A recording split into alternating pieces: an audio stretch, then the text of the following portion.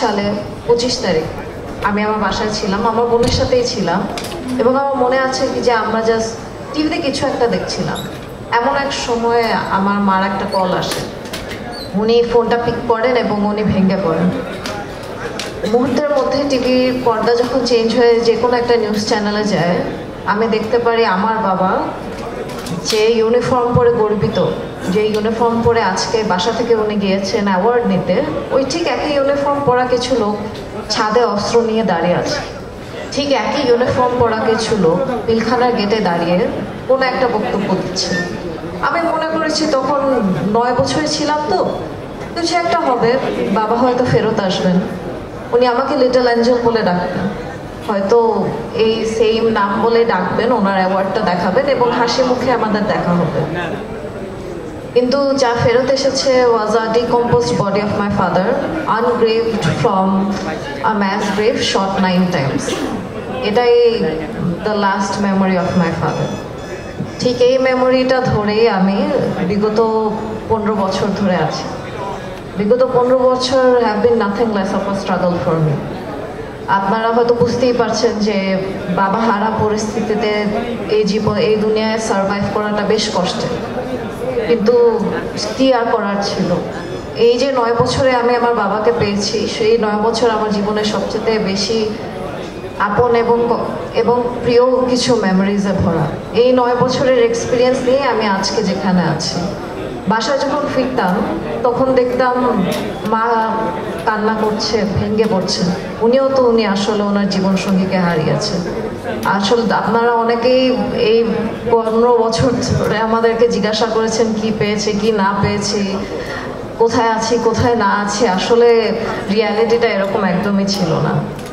আমি ছোটবেলায় আর কি মুভিজে দেখতাম যে যখন এরকম কোনো একটা ক্যারেক্টার হয়তো মারা যায়, তখন হয়তো ভালচারের মতো আশেপাশে আপন মানুষজনরাই আর নিজেদের এগেনস্টে চলে আসে।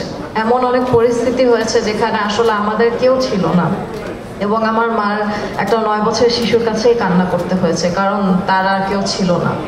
পাশের রুমে যখন আমার বোনের কাছে দেখতাম ও নিজেই কান্না করছে, কারণ ও নিজে ওর মা বা বোনের সামনে এসে ও কান্না করতে পারছে না। এবং এই জিনিসটা দেখে যখন আমি টিভি অন করতাম, তখন এমন একটা ব্যক্তির চেহারা দেখা লাগতো যে নিজেকে প্রকাশ করতো যে সে জাতির কষ্ট বুঝে এবং মানুষের কষ্ট বুঝে। এই সেম ব্যক্তিকে যখন আমি জিজ্ঞাসা করেছিলাম যে আপনি কেন আরো সোলজার্স পাঠাননি, আপনি কেন আরো আর্মি পাঠাননি ভিতরে, ওনার উত্তর ছিল আমরা তো আমাদের দিক থেকে সব চেষ্টা করেছি। হোয়াট আ জোক, বিকজ এই সেম ব্যক্তির জন্যই আজ জুলাই লাস্ট ইয়ারে আমাদের আরো বেশি মানুষকে আমাদের হারানো লেগেছে। আমি কখনো মনে করিনি যে এমন একটা দিন আসবে যখন এই ব্যক্তিকে, যাকে নিউজে, যাকে টিভিতে, যাকে মিডিয়াতে এত বড়ভাবে দেখা হয়, ওনার এগেনস্টে আমরা কখনো জাস্টিস পাবো।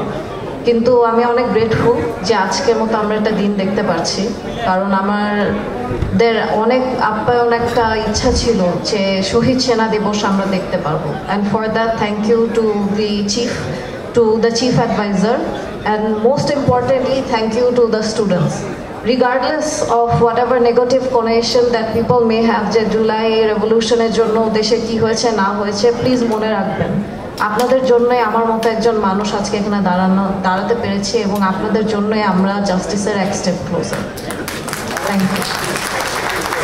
Thank you.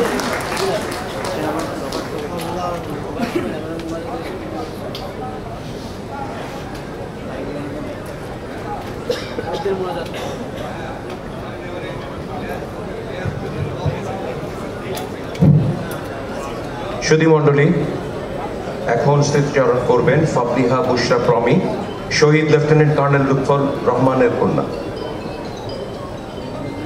আসসালামু আলাইকুম, আমি ডক্টর ফাবলিহা বুশরা,